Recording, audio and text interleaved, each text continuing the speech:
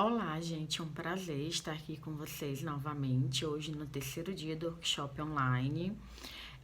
Hoje nós vamos falar sobre as causas da ansiedade. No primeiro dia a gente conheceu um pouco sobre a ansiedade, sobre o sentimento. No segundo dia do workshop, nós aprendemos os principais tipos de transtornos ansiosos que acometem muitas pessoas.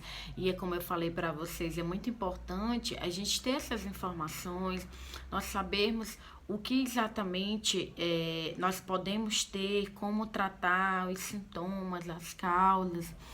Então, eu recomendo que quem chegou aqui hoje, que volte os vídeos e assista desde o primeiro, porque isso é uma continuação.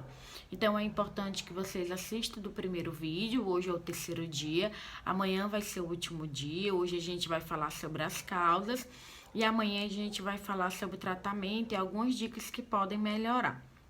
Então, vamos lá, né? Sempre as pessoas perguntam, mas o que pode provocar esse quadro ansioso, o que é que pode provocar, né, esse transtorno de ansiedade generalizada, conhecido como TAG. E o importante é vocês saberem que, como qualquer outro transtorno mental, o transtorno de ansiedade generalizada também tem uma causa multifatorial. O que seria uma causa multifatorial? Que não tem uma causa específica, são vários fatores que envolvem aí para o desenvolvimento desse transtorno mental, né? Que é o transtorno de ansiedade generalizada, assim como outros. Então, geralmente existe causas biológicas, a história de vida pode contribuir, pode ser um fator de risco como um fator de proteção e o ambiente também pode influenciar. Então, como é que seria essa causa biológica? Né? Tem relação com a genética e com a estrutura química cerebral. E da história de vida, como é que seria isso? Então, algumas situações podem contribuir para que essa ansiedade ela seja aumentada no decorrer da vida. Qual seria essa história de vida, essas características que podem contribuir, né, para de repente lá na frente essa pessoa ter um transtorno de ansiedade?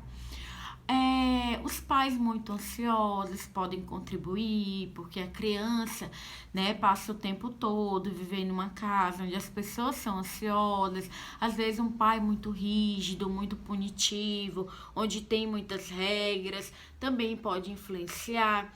Histórico de bullying também na infância pode contribuir, porque é um momento, né, que a criança ela sofre aí essa situação do bullying, isso também pode influenciar com que ela fique uma criança mais ansiosa, futuramente um adulto mais ansioso, uma vida com muitas privações, as crenças negativas também, as crenças centrais que a gente tem, né, que são desenvolvidas ao longo da vida, também pode contribuir.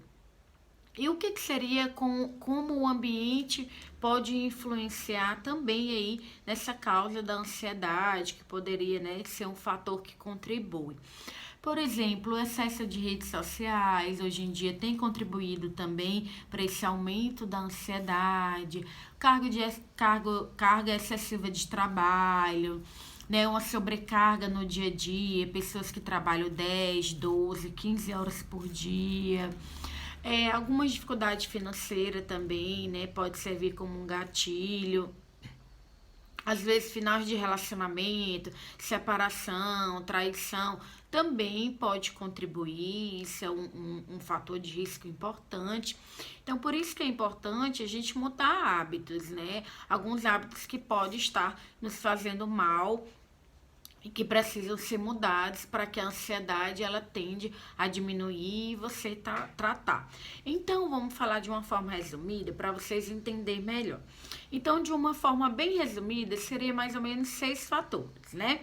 Que eu até falei já anteriormente, mas seria a genética, né? A questão das alterações químicas do cérebro, os hormônios também influencia, experiência de vida, personalidade e estilo de vida. Então vamos falar detalhadamente de cada um. A genética, sim. É importante a gente saber que tem alguns genes que têm a ver, né, com desenvolver aí um transtorno ansioso. Mas o mais importante, gente, é que vocês precisam saber é que esse gene, ele precisa de um gatilho para ser ativado. E que com a mudança de hábito, né, com um ambiente saudável, com um estilo de vida saudável, a gente pode fazer aí com que esse gene não seja ativo. Ele pode ficar e aí de repente você não tem um transtorno de ansiedade se você tiver esse hábito de vida saudável. Então, e ele pode ter o gatilho quando você tem uma história de vida, um ambiente negativo. Então, se você tem uma carga hereditária na família, não quer dizer que você vá ter. Esse gene, ele precisa de gatilhos, ele precisa de situações que ele vá aí ser ativado. Então, a questão do cérebro seria algumas substâncias que estão envolvidas no transtorno de ansiedade. Vou falar aqui algumas, né?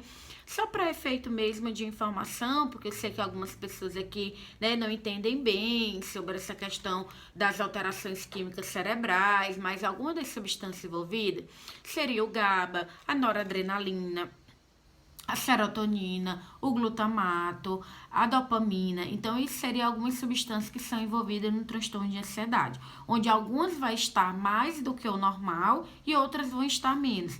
Por isso a importância de ser acompanhado por um psiquiatra e tomar a medicação, porque a medicação ela vai contribuir com que isso normalize aí no nosso cérebro. E a questão hormonal, Andressa? Então, quando a gente está bastante estressado, quando a gente passa por momentos, às vezes, de dificuldade, ansiedade, o nosso corpo ele libera um hormônio chamado cortisol. E quando esse hormônio é liberado de uma forma excessiva no organismo, a gente tem um estresse crônico. E esse estresse crônico, ele também pode ser um fator de risco aí para o surgimento da ansiedade.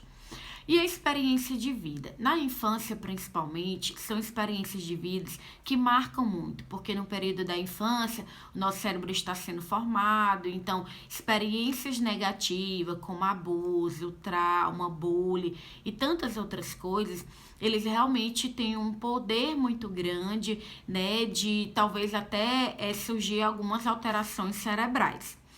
E também tem alguma questão que envolve personalidade, geralmente pessoas mais tímidas, né, podem se sentir mais ansiosas, porque tem uma dificuldade de lidar com algumas situações, falta de habilidades sociais, né, em pessoas mais tímidas. Tem aquelas pessoas mais evitativas, né, que são as pessoas que têm muito medo, são mais inseguras. E tem também aquela pessoa que ela ter uma personalidade mais ansiosa mesmo, que é aquela que tem medo do medo, aquela pessoa que sempre está muito preocupada, sobressaltada, que evita muitas situações. E também falar sobre o estilo de vida, né, gente? Que o estilo de vida, ele também pode ser um gatilho aí para despertar esses genes que de repente algumas pessoas podem vir a ter, e que seria, por exemplo, o que eu falei anteriormente, né? Excesso de trabalho, dificuldade financeira, abuso de álcool e outras drogas, o sedentarismo também, isolamento social, uma alimentação que não é saudável, também noites de sono, que o sono está perturbado. Então, tudo isso, gente, pode contribuir para o surgimento de um transtorno de ansiedade generalizada e tantos outros transtornos ansiosos também. Mas aqui eu estou falando precisamente do transtorno de ansiedade generalizada. Então, fazendo o resumo, a carga hereditária, ela tem que estar presente, sim, mas quando você tem essa carga genética, não quer dizer que você vai ter esse transtorno de ansiedade. Ele precisa de gatilhos, que o gatilho pode ser o estresse crônico, experiências na infância, ambiente negativo e outras coisas que eu já até falei aqui. E juntando isso também, às vezes aquela personalidade evitativa, ansiosa, uma pessoa mais tímida também pode contribuir, como também as alterações cerebrais daquelas substâncias, né, que eu falei aqui, a questão hormonal também tem pode estar presente e acaba desenvolvendo aí esse estresse crônico, né? E depois vindo a questão da ansiedade também. Então é isso, gente. Eu falei um pouco hoje sobre as causas da ansiedade. Espero ter tirado as dúvidas que vocês tinham, ou talvez a falta de conhecimento mesmo. Eu entendo que é normal algumas pessoas não saberem, né? Então é importante vocês saberem que a ansiedade não tem um fator, uma causa específica, são vários fatores que podem influenciar aí no desenvolvimento desse transtorno e que ele tratado tem grande chance, né, de remissão dos sintomas diminuírem, desaparecerem, e que no próximo vídeo a gente vai falar sobre o tratamento, algumas dicas para você aprender a controlar a ansiedade. Eu acredito que quanto mais conhecimento nós temos, né, sobre a ansiedade, mais a gente pode saber lidar com ela, né, pode saber como tratar. Então hoje foi o terceiro dia do workshop, fico super feliz de vocês estarem comigo até aqui. Um momento que para mim está sendo muito especial, né, no intuito de contribuir com o meu conhecimento. Espero que vocês estejam gostando. Amanhã a gente se encontra aqui novamente para falar sobre as técnicas, o tratamento, né, de como melhorar a ansiedade. E reforçando novamente, quem não assistiu os 2 primeiros vídeos e que chegou hoje, recomendo que você assista, porque cada vídeo é uma continuação, tá bom? E se de repente você estiver gostando, recomenda para os amigos, para a família. Esse workshop vai ficar aqui poucos dias, depois ele vai sair do ar aqui no site, então você pode indicar. E se tiver alguma dúvida, pode comentar aqui embaixo, que eu terei o prazer de responder todos vocês. Então, muito obrigado, um abraço e até amanhã, o último dia do workshop, tá bom? Tchau!